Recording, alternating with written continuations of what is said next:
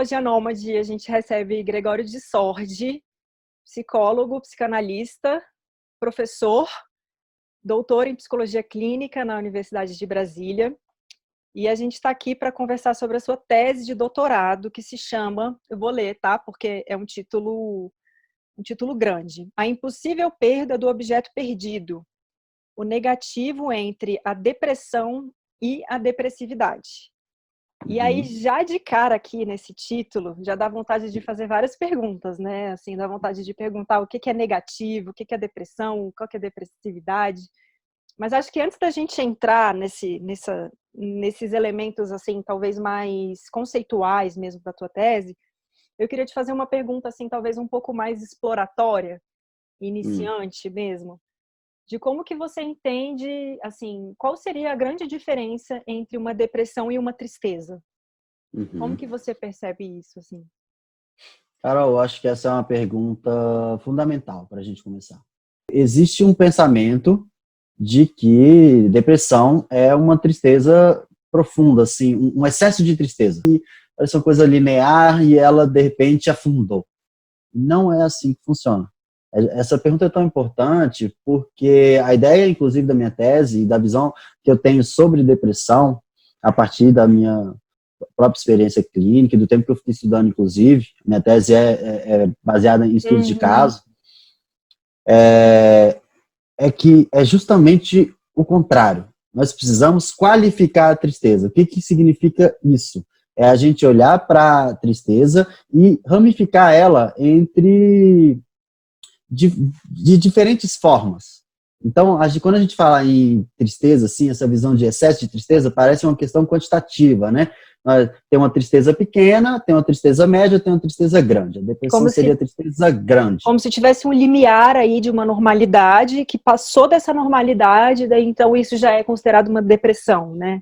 Isso. Nós precisamos olhar para a tristeza de uma forma de qualificar ela, que quer dizer o quê? A gente entender qual que é o processo que está acontecendo ali. Porque quando a gente fala tristeza, a gente pode estar falando de coisas completamente diferentes, mas ao olhar do outro é igual. O luto, a tristeza, eles têm muitas semelhanças e são processos completamente diferentes. Por isso que tem essa questão, até esse jogo de palavra no título da minha tese, tem essa questão de depressão e depressividade. E depressividade é algo que eu peguei lá do Pierre Fedidar, essa definição dele, que é baseado em outras teorias, por exemplo, da Melanie Klein, que falava em posição depressiva, mas ele utilizou esse termo depressividade para tentar fugir desse caráter patológico que existe em cima de depressão, porque depressividade é uma questão, assim, é uma capacidade. Aí a gente está em outro lugar.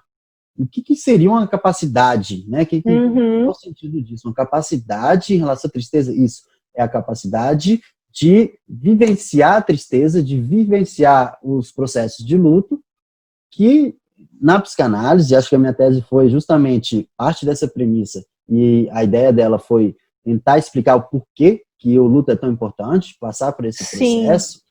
Tem até um momento, né, que você coloca que a saúde mental, ela estaria ligada também a essa capacidade de se enlutar, né, a essa capacidade que a gente teria ou não de olhar para esses lutos, né, porque ao longo da vida a gente não atravessa só um ou dois, mas são vários mesmo, né, assim.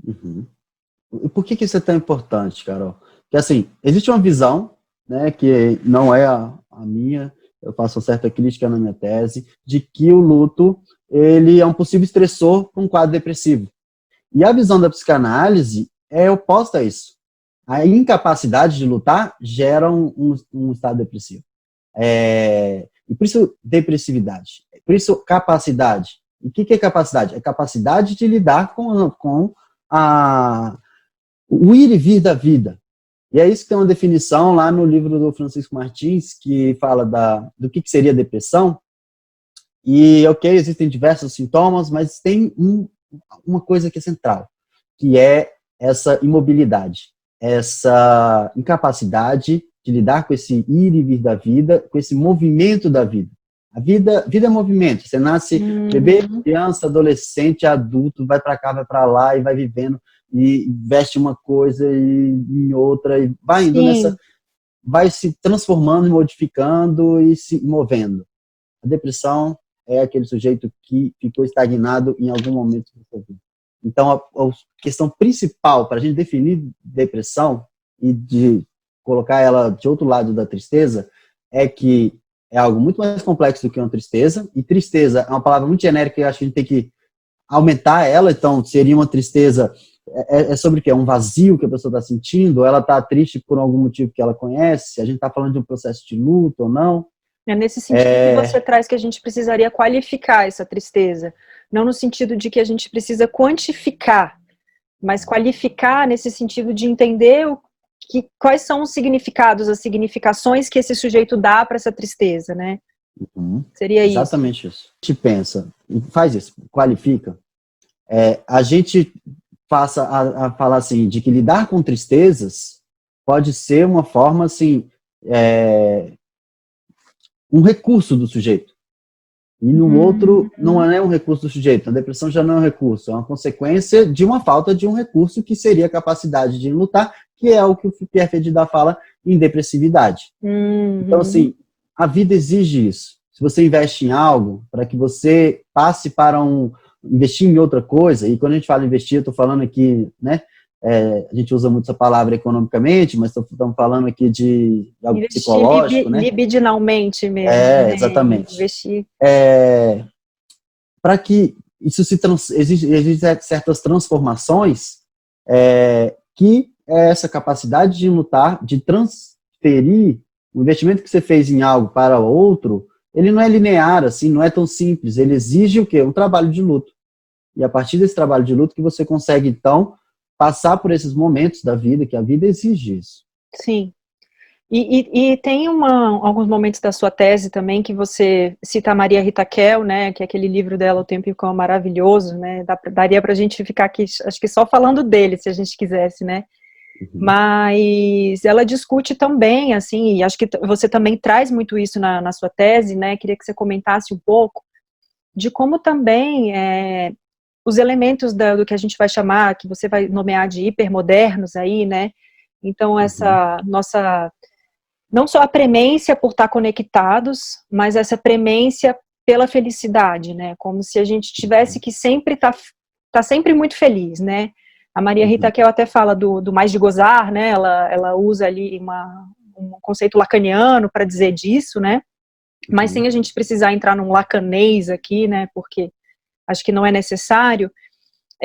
Queria que você comentasse um pouco assim, porque existe esse aspecto muito subjetivo, muito individual, onde, então, o sujeito teria que, talvez, desenvolver, como você coloca, essa capacidade de se enlutar ao longo dos processos da vida, mas também me parece que tem a depressão também como um sintoma que seria mais da ordem do social, né?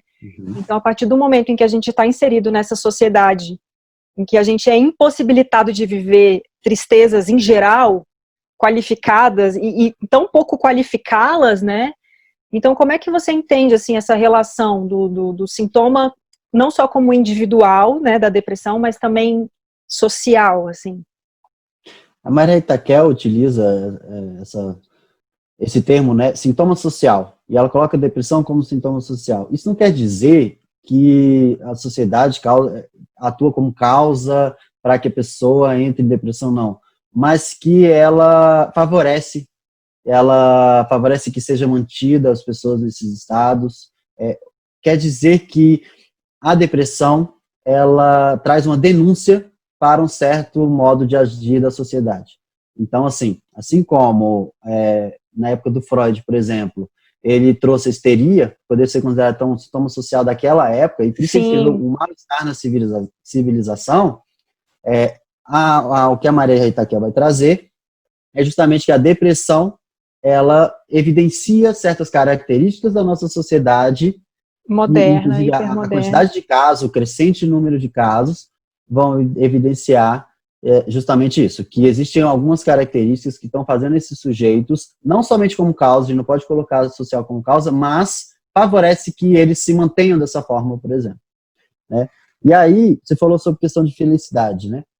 que a Marita Raquel fala, que eu acho muito interessante, o capítulo 1 da minha tese eu dediquei para isso, porque eu acho que é muito importante, é que a sociedade, não é só que ela cultua a felicidade, a produção, né, a efetividade, mas ela é essencialmente antidepressiva. Não é só antidepressiva de antidepressão, mas antitristeza, né? Então, assim, eu falo esse exemplo aqui de uma amiga, filha de uma amiga minha, que tem 10 anos, e ela chegou, falou para outra amiga que ela estava afim de um amigo, assim, essas coisas. E aí, só que esse menino, ele estava gostando era da outra. E a amiga falou, você tem que é bola para frente, a fila anda. E assim, ela tem 10 anos, né? E eu gosto disso, a bola para frente, a fila anda, é justamente mostrando assim, não fica triste. E tem essa fala também. Na minha Quase que assim, não viva esse luto, né? É perda de tempo. Esse luto. É perda de tempo. E a questão é, se você está investindo em algo e para passar a investir em outra coisa, para você deixar de investir naquilo, é necessário um processo de luta, é necessário viver a tristeza. Essa tristeza que qualitativamente a gente está descrevendo aqui. E a depressão seria o oposto disso. Seria a impossibilidade de viver essa tristeza e aí a pessoa ficar essencialmente vinculada àquilo que ela se recusou a perder. E já a gente fala disso, só para a gente voltar na questão social. No Mal-Estar na Civilização, que o Freud escreveu, em 1930, tem uma parte que eu achei muito interessante, que eu cito lá na minha tese, que é justamente sobre, ele fala assim, que talvez o social não fizesse tanto um impacto se ele falasse que assim que as pessoas deveriam ser, mas elas não são assim. Então, assim, as pessoas, para elas serem virtuosas, elas precisam ser desse jeito aqui, pensar desse jeito aqui, só que elas não são assim. Ela não teria, talvez, tanto impacto, mas não é assim, não é essa a mensagem. A mensagem que ele coloca naquele texto, de 1930, que Mal-Estar na Civilização, é justamente mostrando assim que há uma exigência que a pessoa seja algo que ela não é, algo assim que ela não lide com a própria agressividade, com a própria sexualidade, para que ela se torne virtuosa. E aí eu peguei a partir desse texto, eu refleti sobre, quais características hoje a gente poderia substituir a questão da virtude por felicidade. Há um imperativo de uma felicidade e isso, paradoxalmente, faz com que as pessoas se tornem mais depressivas. E que os depressivos, inclusive, se sintam mais em débito, já que ele tem uma questão de uma autodepreciação já, e ele aumenta muito isso de tipo, o que eu faço não vale nada. Então o discurso comum da pessoa depressiva eu passei 2 anos sem fazer nada. Ninguém passa 2 anos sem fazer nada, fez alguma coisa, mas o que ele fez não tem valor. Há uma desqualificação, né? E o outro tá sempre lindo, feliz, postando no Instagram que tá lindo e feliz, e eu não. Ou seja, a mensagem é, os outros são felizes, os outros estão bem, mas eu não estou. Eu estou em dissonância com o social. Assim como na época do Freud, isso existia também, mas estava mais relacionado a uma questão da virtude. Os outros são mais virtuosos a partir das questões de papéis sociais, por exemplo. Hoje, a lógica é a mesma, mas de um ideal diferente. Sim. É um ideal de uma felicidade, até da produção, da efetividade. E uma parte também, né, que você também traz, assim, dessa promessa de felicidade que é trazida, inclusive, com a própria estrutura do sistema do capitalismo, né, onde, através dessa liberdade individual do consumo, os sujeitos, então, seriam mais felizes, né? Então, quanto mais você consome, mais você teria aí acesso, né?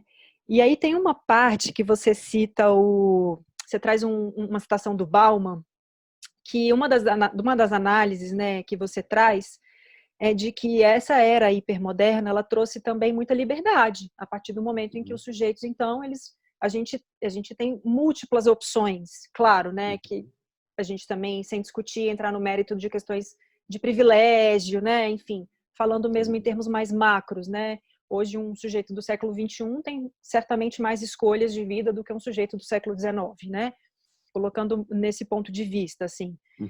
E essa liberdade, que também é atravessada pelo mote capitalista, né, de que então você também tem essa liberdade de escolher os objetos os quais você vai consumir, como que você vai gastar o seu dinheiro, né, trouxe uma espécie de falta de segurança ontológica, né, porque antes, se a gente for comparar século XX ou XIX, o sujeito sabia exatamente o que ele iria fazer ao longo da vida dele, né, e hoje, inclusive com um monte de profissões sendo, né, desaparecendo, com uma série de questões mudando, a era tecnológica trouxe também uma aceleração do tempo, né? Antigamente era, quer dizer, nem muito antigamente, os nossos tios, provavelmente nossos avós, ficavam 40 anos na mesma empresa, e isso era uma virtude, isso era um valor em si mesmo, né? Hoje, se você falar para um adolescente de 18 anos que ele vai ficar 40 anos no mesmo lugar, não faz o menor sentido mais para esse sujeito, né? Então, certamente, ao mesmo tempo que essa era moderna, né, trouxe essa quantidade aí de opções ontológicas, ela também traz uma espécie de falta de segurança, porque então o sujeito ele se vê diante de tantas possibilidades que isso também deixa ele um pouco inseguro, vamos colocar assim. E aí tem uma hora que você cita o Bauman, que você coloca assim, que você faz, que eu acho que é o próprio Bauman que faz essa analogia da liberdade sem segurança e da segurança sem liberdade, né? Quase que como se, assim, se a gente fosse pensar que o sujeito do século passado, ele era um sujeito com muita segurança, mas com pouca liberdade, e hoje a gente está com muita liberdade, mas a gente não tem essa segurança ontológica, vamos colocar assim, né? E isso faz muito sentido quando você coloca dessa impossibilidade, né? Porque esse excesso de possibilidades, ele só é possível se você pode tudo, se você é feliz, se você, né? Enfim. Assim, a liberdade, ela só é libertária mesmo se ela consegue ser acompanhada de uma angústia que ela mesma proporciona. Exato. Se não, ela se torna uma outra prisão. E por isso há esse movimento. Inclusive, eu penso hoje em dia, acho que isso nem está muito tanto na tese, até pensando um pouquinho, questão até pessoal, assim, de que hoje em dia nós temos uma questão de liberdade muito maior, né, em termos de as próprias caixinhas que existiam antes, de papéis sociais e tudo mais, mas há um resgate muito grande desses lugares totalitários, né, de lugares que vão dar aquilo, respostas que foram perdidas. Sim. Né? Então, assim, existem mais extremos também. Ao mesmo tempo que existe, né, a gente vai para um lado mais libertário, essa angústia, quando o sujeito não consegue lidar com essa angústia, ele volta correndo para a prisão. Não tem como, ele vai precisar lidar com essa angústia. Assim como, é o que eu falei, é por isso que é preciso lidar com angústia, é preciso lidar com tristeza. É preciso lidar com esse sentimento que traz uma verdade, por isso que a gente não pode simplesmente expulsar eles. E o que acontece quando a gente tenta simplesmente expulsar eles? E aí é o que eu falo da depressão, que a tristeza da depressão é um vazio. É um vazio, não é mais uma tristeza. É um choro que escorre, é um choro que pela impossibilidade de chorar. Tem um momento eu falo até essa frase na tese. E isso faz pensar, o que é um choro pela impossibilidade de chorar? É um choro que escorre sem sentido. É um choro que é tomado, aquele sujeito é tomado por aquilo sem conseguir saber mais o porquê. Então, o assim, sujeito não se autoriza nem a sofrer, né? Nem a sofrer. Ele só, no final, ele acaba se autorizando somente ele sente que ele tem que se apagar. Eu acho que sobre essa questão social, tem uma fala, eu fiz estudo de caso na tese, então tem algumas falas importantes assim que eu analisei, que assim, eu preciso apagar o meu mundo interno para ser feliz. Existe um mundo interno que o sujeito luta para manter vivo, e esse é o lugar da depressão. A depressão que eu coloco como uma luta para preservar algo, já falamos disso, mas que ele sente que ele não pode, porque aquilo não tem lugar de existir. Ele precisa, ele olha lá sei lá, no Instagram, ou falando com outras pessoas, e vendo o sucesso das pessoas, falando, não, as pessoas estão felizes. As pessoas, eu não estou feliz. eu não tenho lugar nesse mundo. E isso que favorece, inclusive, que as pessoas tenham estados mais... tenha tido um diagnóstico maior de depressão. Inclusive, quando isso vem assim, ok, aí vem a medicação, e aí vem o consumo mesmo, entrando nesse lugar. Hoje em dia se vende muito sucesso, por exemplo, não é só o consumo, né? A gente vê, e eu tenho visto isso muito no meu próprio Instagram, o tempo todo estão me vendendo sucesso. Não vende, estão vendendo cursos, mas não estão vendendo cursos, estão vendendo sucesso. O Sim, curso eu nem sei qual é, eles são todos muito parecidos, mas no final todo mundo tem sucesso. Você que não tem. sim. Só você que não tem. Porque ouvindo você falar, também tem um elemento assim da esfera do negativo, né? Que eu acho que você traz muito também o green, né, na tese, assim. Uhum. E aí queria que você comentasse um pouco esse conceito do negativo, porque me parece, tem uma hora que você fala assim, que o negativo teria a ver com esse algo que mesmo negativado se faz presente, né? Bom, O que seria aí vamos isso? deixar um pouquinho mais complexo agora, né? Já cheguei chegando agora, né, nessa pergunta. Agora sim, essa é a parte mais complexa da minha tese, com certeza. A teoria do green, do negativo, ela é mais complexa mesmo. Os textos do Green, eles são mais densos, né? Quem for São. ler, leia devagar e coloque para pensar. A primeira questão é da gente entender o que o Green está colocando como negativo, você trouxe essa parte aí de algo que perdura a sua existência, né? E aí, se ele vai buscar lá no Winnicott, quando ele vai falar de mãe suficientemente boa, o que é a mãe suficientemente boa?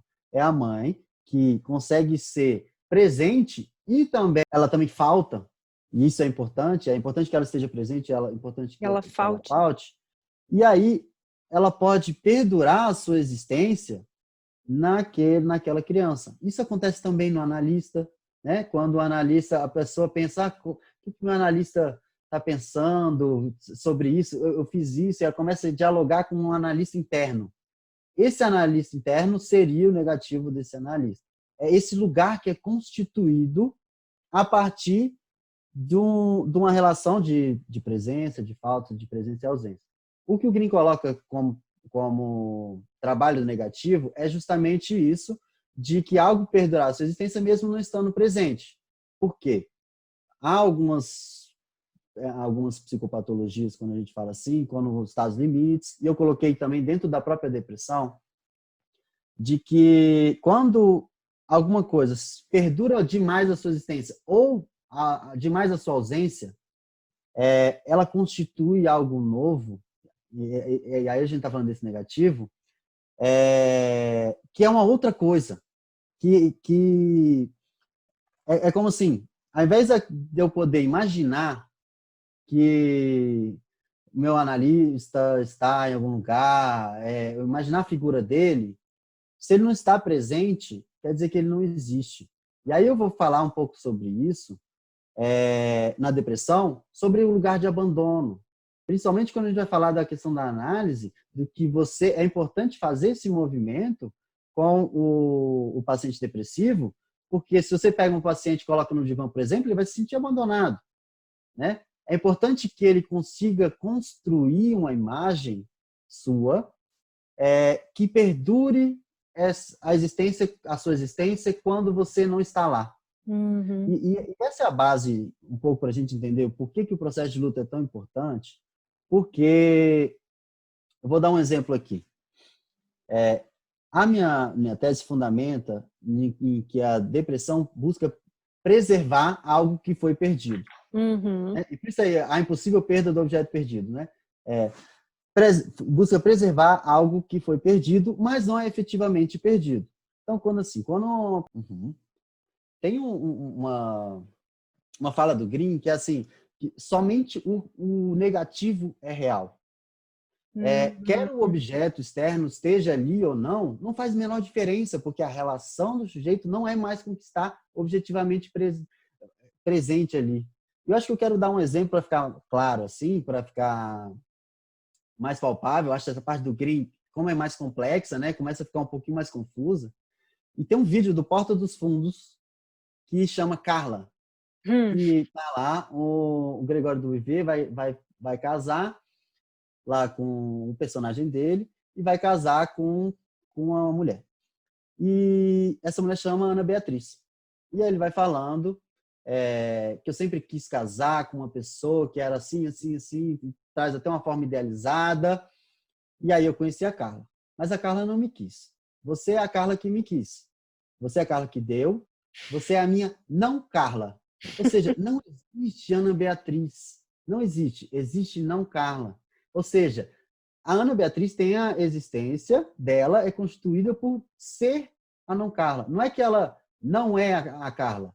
Ela é, ou seja, ela é alguma coisa que é o quê? O que a Carla não é. Esse ideal, né?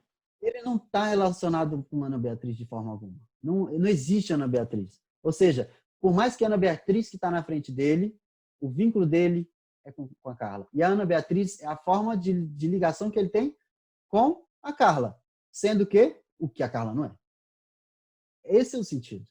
Uhum, uhum. Carla está preservada. Ele perdeu a Carla, mas a Carla está preservada na Ana Beatriz. E é tão interessante tudo isso que você traz, né? Porque quando a gente vê, assim, acompanha na clínica, é bem isso, né? Assim, talvez seja um processo de tentar elaborar junto com esses sujeitos, né? Uma possibilidade de lutos consecutivos, né? Diante das esferas diminutas da vida, inclusive, assim, né? Porque sempre tem um abismo entre aquilo que a gente imagina e aquilo que de fato acontece, né? A frustração, ela tá posta, né? Assim, não sei se a gente que é da psicanálise, a gente é sempre muito pessimista, né? Mas assim, não é eu nem vejo muito também como um pessimismo, mas eu entendo que a gente abraça talvez mais esses aspectos como constitutivos do que qualquer outra, né? Do que as outras teorias, assim, né? Esse é o sentido da psicanálise, de trazer, inclusive, isso como libertador. Né? Exato. De Porque senão subverter isso, né, também.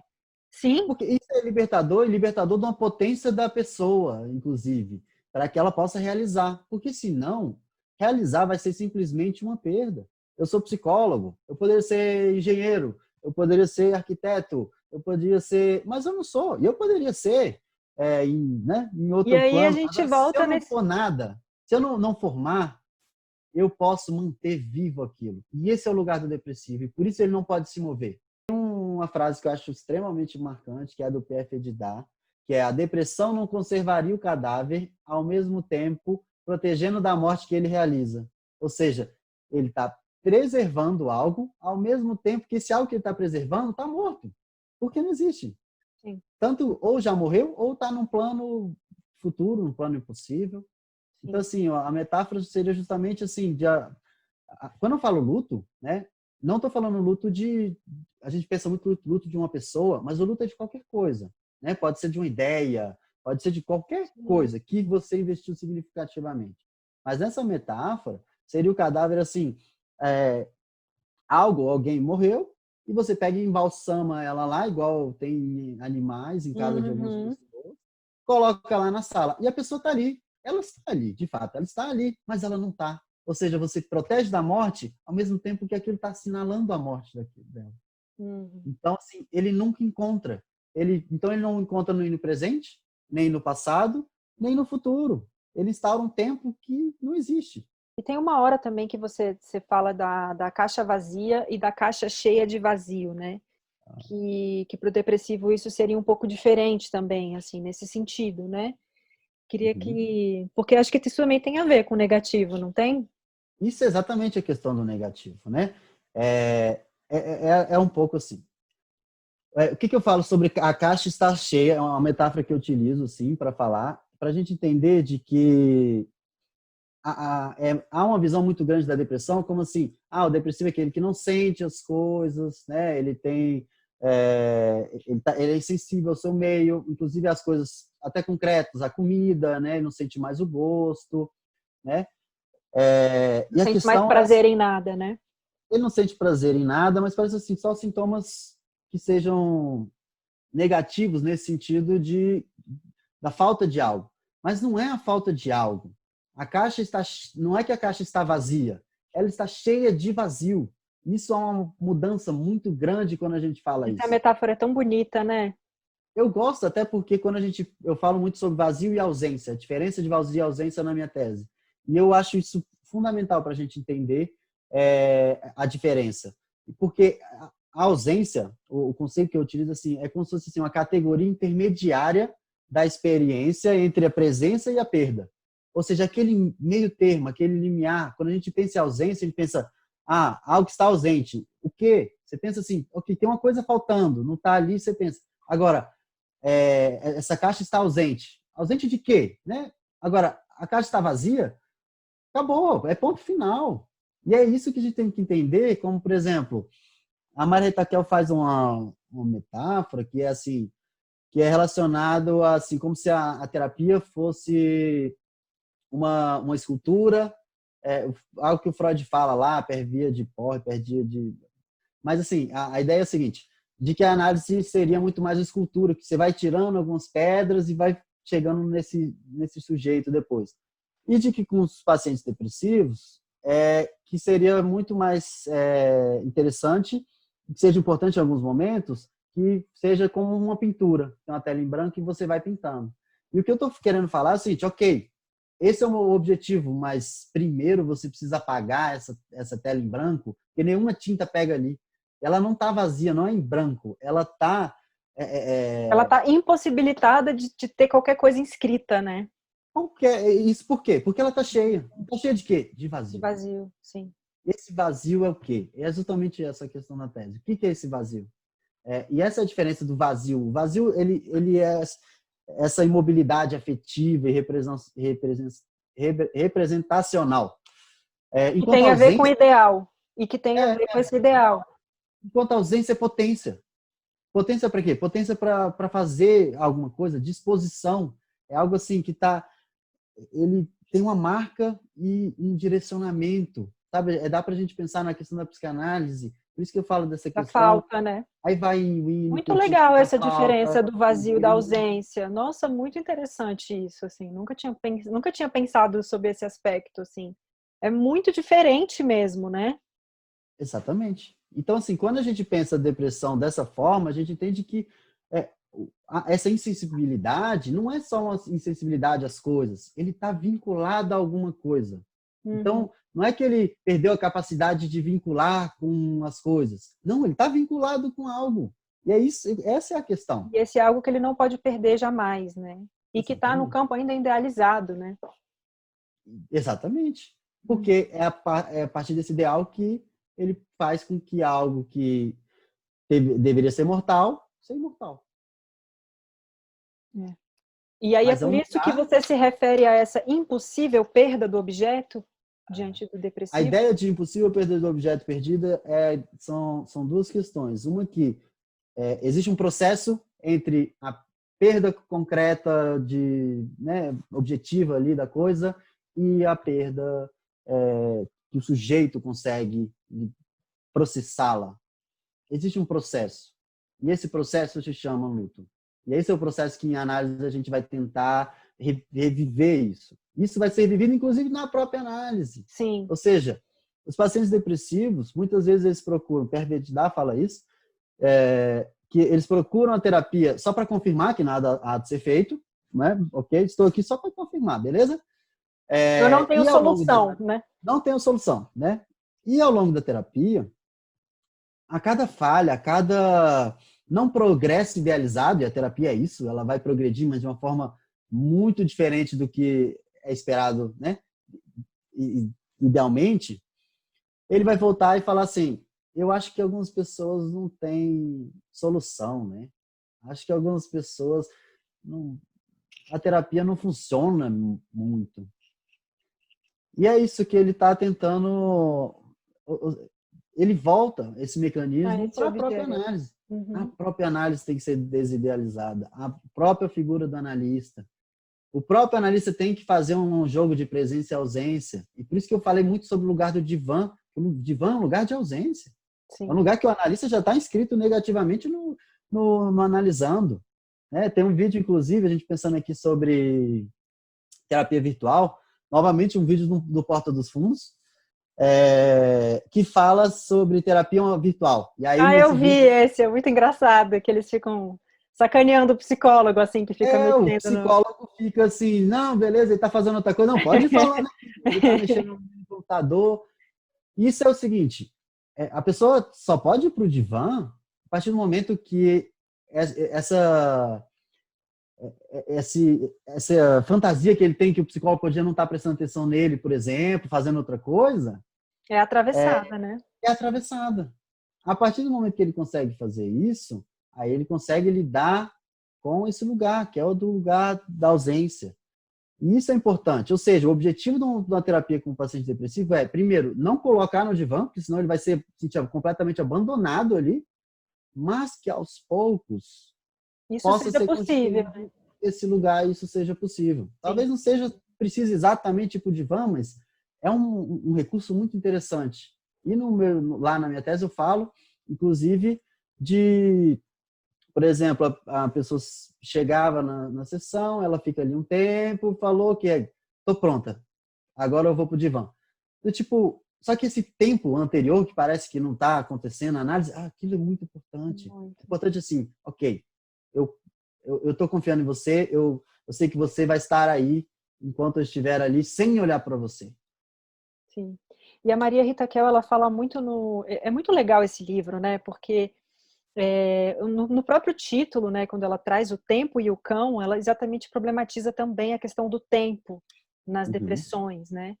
E uhum, você fala muito da suspensão desse tempo, né? uhum, Porque, e é uma coisa que a própria Maria Rita Kell coloca, é de que ela percebe que o tempo, né, no acompanhamento desses sujeitos, ele é mais dilatado.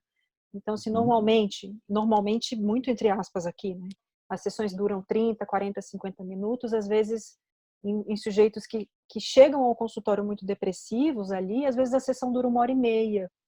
E não é que o uhum, sujeito deu conta de falar muito, mas é uhum. que o analista precisa de fato ir conseguindo elaborar, né, com esse sujeito isso que você está chamando aí de excesso de vazio, né? Porque é isso, ele está tão impossibilitado de tudo ali, tão pouco de falar, né, sobre o que ele sente, né? E é Eu muito acho, interessante, né? Assim, acho que você tocou num ponto muito interessante, que é assim, muitos analistas se sentem muito tomados por um paciente depressivo. Assim, ele sente que ele tem que estar naquele lugar de ser tudo para o outro, inclusive dia da sessão ter 3 horas, né? E é isso, é importante que ele lide, inclusive, com seus próprios lutos. Porque é isso do tipo, o paciente chega lá e fala, olha como eu sou burro, eu faço isso, eu sou horrível e tudo mais. E aí você fala, não, você não é burro, você não é isso. É assim, aí você não está escutando aquela pessoa. não, não. Além disso, para você não ser colocado nesse lugar, e aí eu falo até de experiência pessoal, assim, do tipo, você parece assim, não é possível, vou tentar convencer essa pessoa que ela não é burra. Mas para você não fazer isso como analista, você tem que lidar com seus próprios lutos e o seu lugar de onipotência. Sim. Inclusive, quando você consegue lidar com isso, aí a outra pessoa consegue também lidar com o dela, para que ela não precisa ser o paciente perfeito e você, então, não precisa ser o analista perfeito. Agora, enquanto você quiser ser o analista perfeito, aquele paciente vai querer ser o analisando perfeito e ele não vai a lugar nenhum. Porque a demanda normalmente vai vir desse lugar também, né? De tentar suprir isso que para ele é da ordem do impossível, né? Que é lidar exatamente com essa falta e com o luto, né? Uhum, Então, uhum. atravessar esses lutos na análise, como você coloca, é, assim, muito importante mesmo, né? Sim, e aí você falou a questão do tempo, esse tratamento exige tempo. Exige Exige. tempo para você, para o paciente. E tempo quer dizer também você sair desse lugar mágico, de que você vai chegar lá e vai curar. Inclusive, você tem que lidar de sair desse lugar mágico, que é o seguinte, que eu vejo muitos estudantes de psicologia, né? Acho que com o professor dando aula para o primeiro semestre, inclusive, percebi bastante isso sobre querer ajudar o outro. Agora, a Sim. pergunta que você tem que fazer agora é como é que você ajuda um outro que não está te pedindo para ajudar? Apesar de estar ali na sua frente, está querendo, assim, tá indo lá muitas vezes para confirmar que não tem nada a ser feito. Como é que você lida com isso? Por isso você tem que lidar com o seu lugar antes. Se você não conseguir lidar com isso, sim, aí você vai entrar em disputa e falar, não, você é burro, vai passar, e não vai, e assim não é assim que vai. Existe essa maneja de noção uma do outra tempo forma, né? diferenciado. Me lembrou um pouco aqui da parte que eu falei na tese, né? Do tipo, de que para os pacientes depressivos resta a vivência de um presente que não é o passado, tampouco faz alguma projeção para o futuro, a não ser de ser o que o passado não é mais. Igual a questão que eu falei da Carla e da Ana Beatriz. Uhum. Seria quase que como autorizar, fazer com que o sujeito se autorize dessa possibilidade, né? De construir uma outra coisa. É isso mesmo, não vai ser a Carla. É isso mesmo. Mas você vai assim mesmo, né?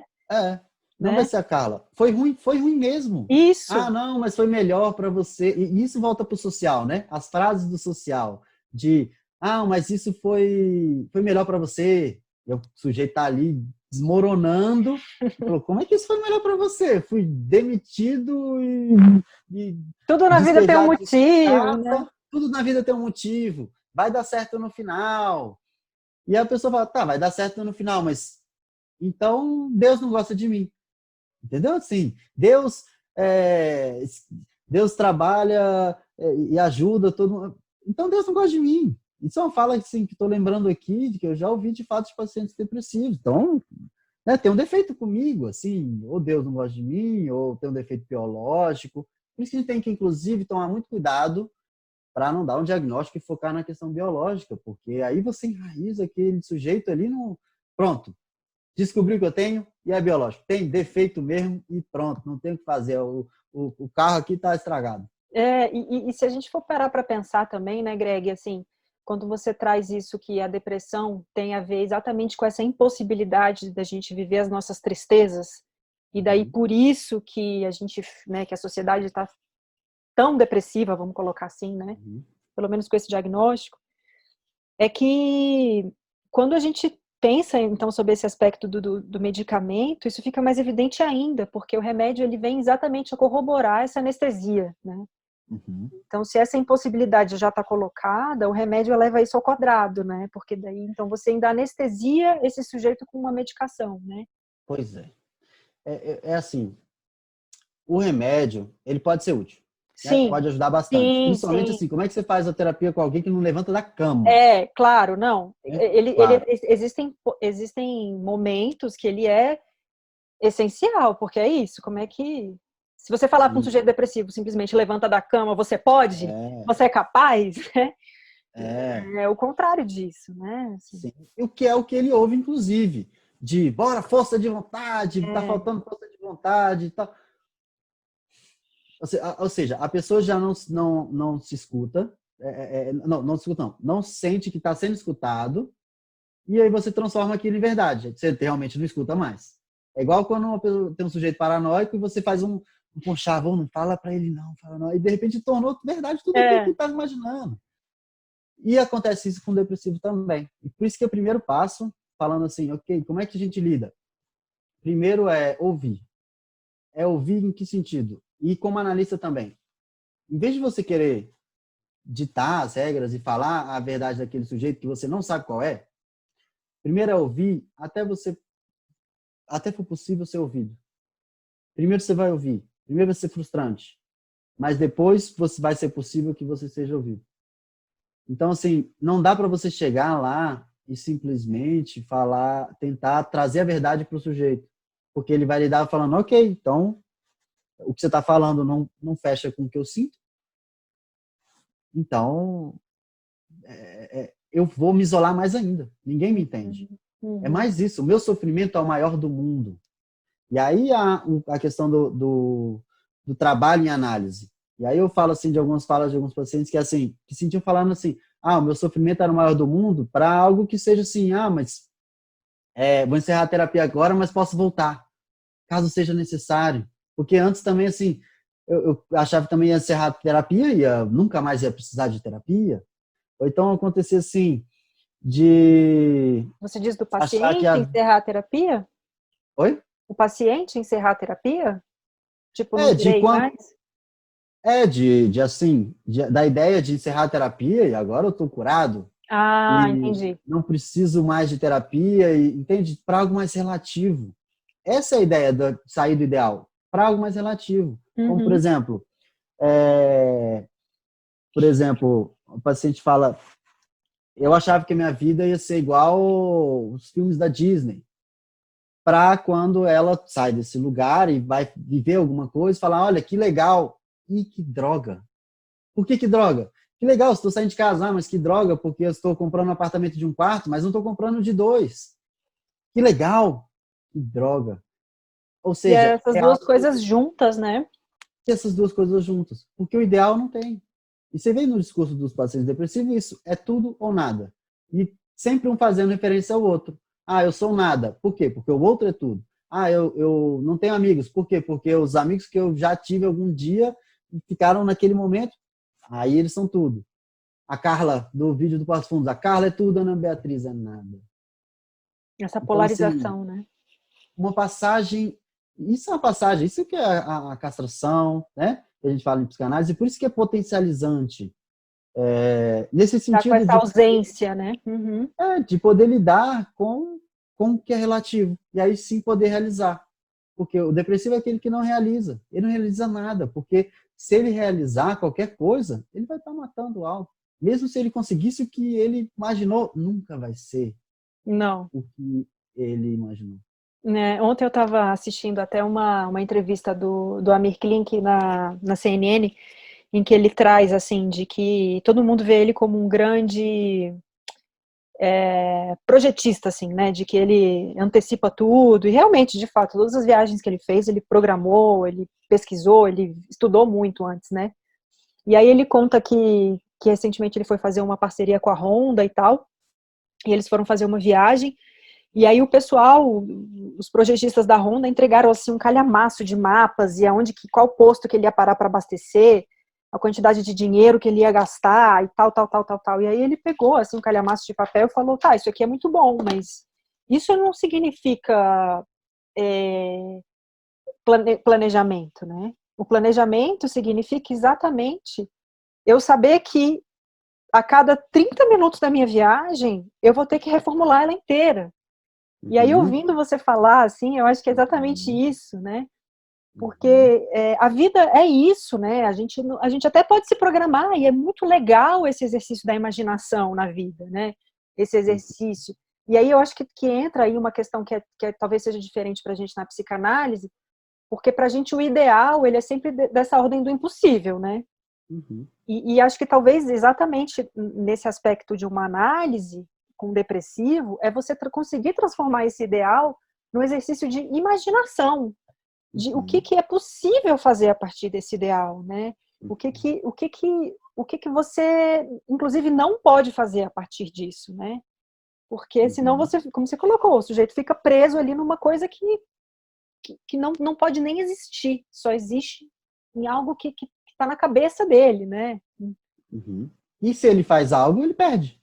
A partir do Exato. momento que ele faz, ele perde. E aí entra a própria questão assim, de uma autossabotagem. Assim. Se eu estou participando de um concurso e eu vou lá e não faço, falto no dia, eu posso sempre manter essa ideia de que eu poderia Poderia ter ter passado. passado.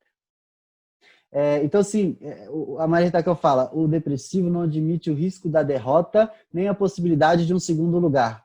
E é isso. Assim, ele, para não cair, ele Ele vem e permanece tenta. deitado, preservando, assim, a existência de ser um ser que não cai. Né? Mas é caindo que a gente se parece uma coisa tão clichê, né? No Mas final, a gente acaba voltando para um clichê, mas a gente foge de outros, né? Do tipo, acredite que você consegue. Ok, é legal acreditar que você consegue, mas acreditar que você consegue é diferente de, de só aceitar o perfeito. Essa passagem da saída da depressão na análise é voltar a fazer esses lutos e o caminho é a partir desses afetos, da tristeza, de raiva, de coisas a essenciais. E aí você frustração, falou da sim. questão de medicação, e aí a medicação pode ser ruim mesmo. né? Pode ser Nesse ruim, momento, sim, né? Talvez no nesse momento momento, anterior, não, né? No momento anterior em que o sujeito precisa levantar da cama, sim. é. Mas talvez Agora, nesse segundo quando ele momento. entra no lugar de um sentimento, assim, que é, essa é uma fala, inclusive, de pessoas, algumas pessoas que tomam antidepressivo, do tipo, eu tô me sentindo melhor, mas, mas tá estranho, parece que eu não tô nesse lugar. É assim, me levaram para cá, mas é legal, uma cachoeira bonita aqui, mas que lugar é esse? Eu não me reconheço aqui, parece que eu não tô aqui. É, E aí vai de volta pro vazio. é muito perigoso, né? Por isso que a gente tem que tomar muito cuidado, né? Da forma como a gente escuta esses sujeitos mesmo, né? Assim, porque cada um vai ter a sua história, o seu momento, né? Enfim. Sim. Mas muito Muito bom. legal, Greg. Eu acho que, nossa, já deu para muitas coisas aqui. Tem mais alguma coisa que vocês queriam falar? Ah, eu sou suspeito, né? Eu acho que assim, Deixar. A gente pode até combinar. a gente sempre encerra falando assim, pensa, nossa, podia ter falado isso aqui é muito legal, mas eu poderia falar por horas, né, sobre isso. Eu acho que é algo que tem que ser mais falado, né? As pessoas me perguntam, mas isso não é muito, você não acha muito pesado assim? Então não é. A partir do momento que você consegue lidar com aquilo, Uhum, é meio que assim, quanto mais pesado você imaginar que aquilo é, mais distante você fica daquilo, e mais aquilo de fato se torna algo pesado, né? E no fundo não é quando você consegue lidar com isso. uhum. Tanto com essas suas questões, com a questão daquela outra pessoa, e é pensar um tanto que a gente não está ouvindo as pessoas. É. O Agamben tem um texto que eu acho muito legal, que ele fala da profanação, né? E aí ele fala que o ato de profanar seria precisamente essa atitude que a gente tem diante de símbolos que seriam associados ao divino, quando a gente então torna eles humanos, né? Uhum, Quando você estava falando, eu fiquei pensando de que de alguma forma é como se a tristeza ela fosse tão demonizada, né? uhum, Ela está num lugar quase que sacrossanto nesse sentido, revés, né? Porque é demonizado, assim. sim. E acho que a partir do momento, então, que a gente fala sobre as tristezas e fala sobre como que as depressões são atuais e contemporâneas, de alguma forma, se a gente for pensar junto com a Gami, a gente está profanando a isso e tornando Uhum. isso da ordem do humano, tornando isso da É. ordem do que é possível, que está em todos nós, né? E faz muito sentido, né? Eu acho que você falou, né, tornar isso do humano, né? E eu acho que essa é a questão, esse é um mal-estar nosso de estar perdendo o lado com o humano, né? De tanto no processo, sei lá, de envelhecer, por exemplo, Sim, de viver, de vivenciar, de estar sempre todo fugindo do nosso lado humano, do nosso lado essencial, assim. E aí é fugir da tristeza, aí é fugir da raiva. Eu vejo muito isso no discurso até de pacientes que não são depressivos, de assim, não cria expectativa. Me desculpa, você já está criando expectativa sim. quando você fala não cria expectativa. Ah, não, vou focar em outra coisa. Você não está focando em outra coisa, A você está num dificuldade é longo exatamente lidar com exatamente essa disso. expectativa, né? Sim, sim. Então, assim, é uma fuga da essência, sabe? Uma fuga, e a Sim. essência está nisso, de todas essas sensações que são importantes. E quanto mais a gente foge delas, isso a psicanálise provou e continua provando, e não só a psicanálise, a psicologia como um todo, quanto mais você foge, mais Isso você, na retorna, né? verdade, retorna para lá. É igual assim, uma vez me falaram assim, um paciente, eu penso todo dia em não pensar nisso. Você pensa todo dia em quê? Tem aquela música do Los Hermanos, né? Que o esforço para lembrar é a vontade de esquecer, né? Uhum. É, né? Assim, não tem Los Hermanos é como. legal, porque Los Hermanos É, claramente fez análise. Tem assim, vários, vários. acho que muitos deles ali provavelmente são analisados, né? Sim, tem várias letras ali que são só de alguém que fez análise. Só alguém que, com certeza. Como vencedor, para mim, quer falar do que é o obsessivo para psicanálise? Só ver a música lá, O Vencedor. E tem outra Uhum, também, Tá Bem. Tem essa também. Fala exatamente isso. é. Mas tá bem, Greg. Muito obrigada. A Acho gente que é pode isso, Carol. combinar outras, quem Gostei sabe, para bastante. aprofundar mais, né, sobre outros temas. Sim, inclusive, se prepare aí, daqui a pouco nós vamos fazer uma live lá no canal do Porque Será Tá. com você. Eu nunca fiz uma live, mas a gente tudo tem Não uma tem primeira vez. Tudo bem. No próximo mês já chamei várias pessoas, mas ali em agosto estou contando contigo. Tá bem. Estaremos lá.